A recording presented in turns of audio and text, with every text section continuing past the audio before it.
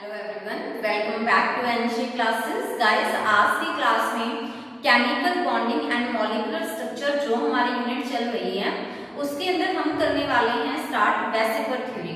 ठीक है, previous class के अंदर हमने हाइब्रिडाइजेशन टॉपिक को कंप्लीट किया था, उसी के बाद हम करने वाले हैं वेसिकर थ्योरी। तो चलिए स्टार्ट करते हैं। क्या होता है वेसिकर थ्योरी?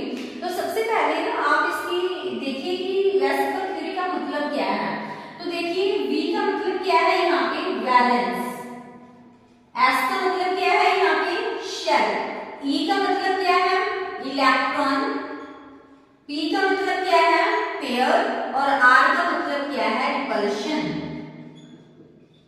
ठीक है, तो it means what is the meaning of VSEPR theory here? Valence shell electron pair repulsion theory. ठीक है, valence shell electron pair repulsion theory. हमें पता है कि सबसे पहले जब लुईस कॉन्सेप्ट आया ना, तो लुईस कॉन्सेप्ट है फेल हो गया किस चीज के बारे में कि वो मॉलिक्यूल की किसी भी मॉलिक्यूल की शेप के बारे में बता ही नहीं पाया।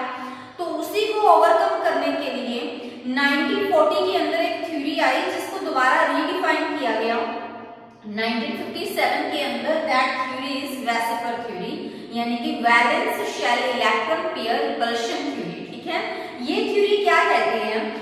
अकॉर्डिंग टू दिस थ्योरी कि किसी भी मॉलिक्यूल की, अगर हमें किसी भी मॉलिक्यूल का स्ट्रक्चर पता करना है, ठीक है, उस मॉलिक्यूल की हमें ज्योमेट्री पता करनी है, उस मॉलिक्यूल की हमें शेप पता करनी है, तो वो किस चीज के ऊपर डिपेंड करेगी? देखो नाम से ही पता चल रहा है वैलेंस शेल इलेक्ट्रॉन पेयर। तो इट मींस इस थ्योरी के अकॉर्डिंग अगर हमें किसी भी मॉलिक्यूल का स्ट्रक्चर ज्योमेट्री शेप पता करना है ना, तो वो किस चीज के ऊपर डिपेंड करता है? वो डिपेंड करता है किसके ऊपर? Valence shell. वैलेंस शेल के किसके ऊपर डिपेंड करेगा? इलेक्ट्रॉन पेयर्स के ऊपर। वैलेंस शेल के इलेक्ट्रॉन पेयर्स के ऊपर। अभी आपको डाउट हुआ कि वैलेंस शेल क्या होती है। देखो, किसी भी एटम के अंदर जो सबसे आउटर मोस्ट शेल होती है ना, वही उसकी क्या होती है? Valence shell. तो वैलेंस शेल के अंदर जो इलेक्ट्रॉन पेयर है उसके ऊपर डिपेंड करेगा कि उस मॉलिक्यूल की शेप, उस मॉलिक्यूल की ज्योमेट्री क्या रहेगी। ठीक है, तो वैलेंस शेल के अंदर गाइस जो इलेक्ट्रॉन पेयर होते हैं, ठीक है, वो भी तो डिपेंड करता है ना। जो वैलेंस शेल के अंदर इलेक्ट्रॉन पेयर होते हैं, अगर देखो इलेक्ट्रॉन्स ऐसे हैं जिन्होंने बॉन्ड बनाने में पार्टिसिपेट किया हुआ है, जिन्होंने बॉन्ड बना रखा है, जो बॉन्ड बनाने में इन्वॉल्व हुए हैं, तो उनको हम बोलते हैं बॉन्डेड पेयर। क्या बोलते हैं उसको हम? Bonded pair. और ऐसे इलेक्ट्रॉन जिन्होंने बॉन्ड बनाने में पार्टिसिपेट नहीं किया, जो बॉन्ड बनाने में इन्वॉल्व नहीं हुए, यानी कि जो अनबॉन्डेड है, तो उसको हम बोल देते हैं lone pair of electron. Lone pair of electrons. ठीक है, तो इट मींस कि वैलेंस शेल के अंदर जो इलेक्ट्रॉन पेयर है उसका क्या रोल रहा है, कहां उसके इलेक्ट्रॉन यूज हुए हैं? वो बॉन्ड बनाने में यूज हुए हैं या फिर उन्होंने बॉन्ड बनाया ही नहीं है, वो एज इट इज पड़े हुए हैं, है ना। तो ऐसे में वही चीज डिसाइड करेगी कि किसी भी मॉलिक्यूल की स्ट्रक्चर, उसकी शेप क्या रहेगी।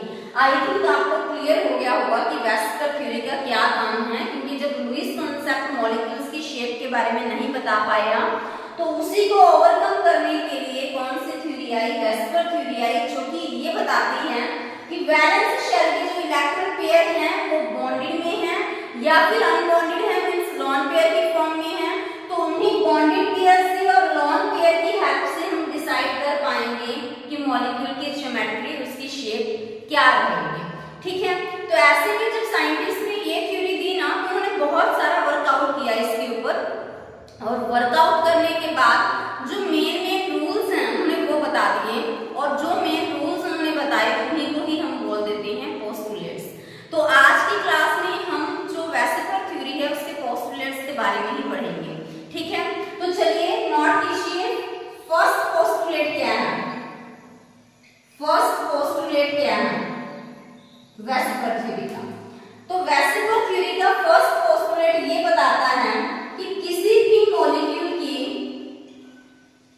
जो ज्योमेट्री है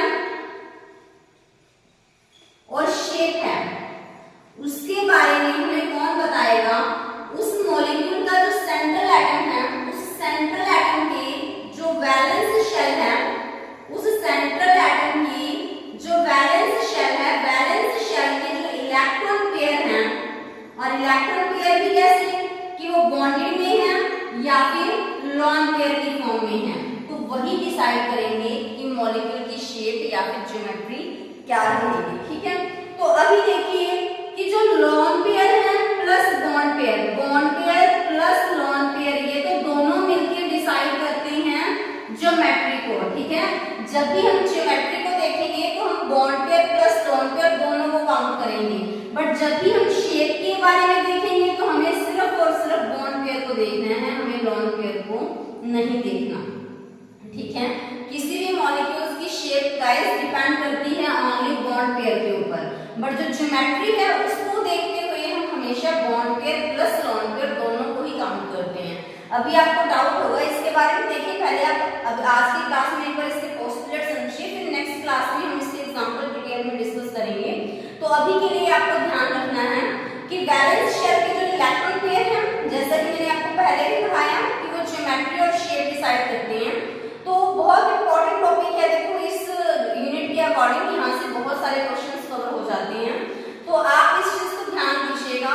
बार बार मैं बोल रही हूँ कि जो बॉन्ड पेयर है वो शेप डिसाइड करेंगे, लॉन पेयर शेप डिसाइड नहीं करते। ठीक है, और सेकंड थिंग कि बॉन्ड पेयर और लॉन पेयर जब दोनों को ऐड करेंगे देन हमारे पास क्या आ जाता है, ज्योमेट्री आ जाती है मॉलिक्यूल की।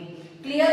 नेक्स्ट सेकंड पोस्टुलेट देखिए आप, पोस्टुलेट सेकंड क्या कहता है हमारे पास, सेकंड पोस्टुलेट ये कहते हैं हमारे पास कि जो वैलेंस शेल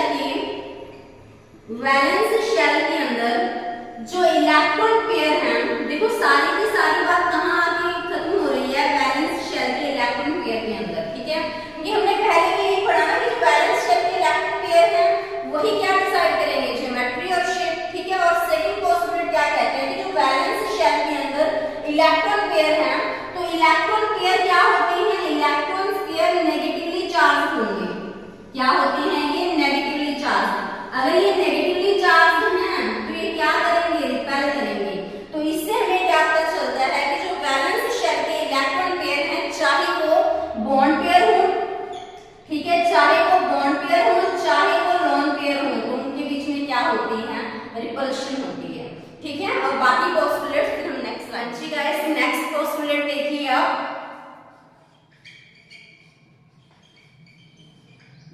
पोस्टुलेट थर्ड। तो सेकंड पोस्टुलेट के अंदर हमने किया कि जो वैलेंस शेल के अंदर इलेक्ट्रॉन पेयर होते हैं, इलेक्ट्रॉन पेयर जैसे कि वो नेगेटिवली चार्ज होते हैं, तो वो क्या करेंगे, सेम टाइप का चार्ज आ गया, लाइक चार्जेस हैं, तो ऑब्वियस सी बात है कि वो रिपेल करेंगे, है ना। तो एक मींस इलेक्ट्रॉन पेयर के बीच में क्या रहेगी, रिपल्शन रहेगी। नेक्स्ट पोस्टुलेट देखिए कि इलेक्ट्रॉन पेयर के बीच में रिपल्शन तो होती है, इलेक्ट्रॉन पेयर के बीच में रिपल्शन तो होगी,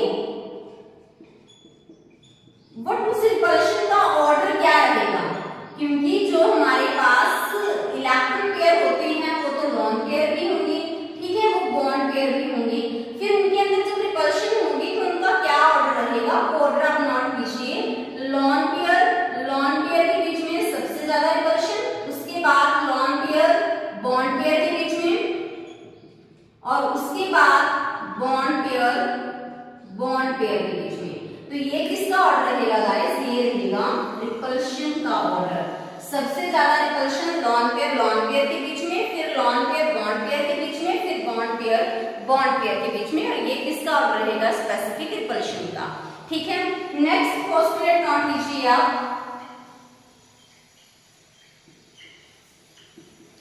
कि जब इलेक्ट्रॉन पेयर के बीच में रिपल्शन होती है, ये हमने देख लिया, और थर्ड पोस्टुलेट में हमने देखा कि रिपल्शन का ऑर्डर क्या रहेगा, लॉन पेयर के बीच में सबसे ज्यादा, फिर लॉन पेयर बॉन्ड पेयर के बीच में, और सबसे कम रिपल्शन रहेगी गाइस बॉन्ड पेयर के बीच में। ठीक है, अभी आप देखो कि जब इलेक्ट्रॉन पेयर के बीच में रिपल्शन होती है ना, तो वो अपने आप को एक ऐसी पोजीशंस में अरेंज करेंगे कि उनके अंदर रिपल्शन क्या हो, कम हो, डिस्टेंस क्या हो, मैक्सिमम हो, क्योंकि अगर रिपल्शन कम रहेगी तो स्टेबिलिटी उतनी ही ज्यादा हो जाती है। ठीक है, तो नोट कीजिए कि जो इलेक्ट्रॉन पेयर हैं,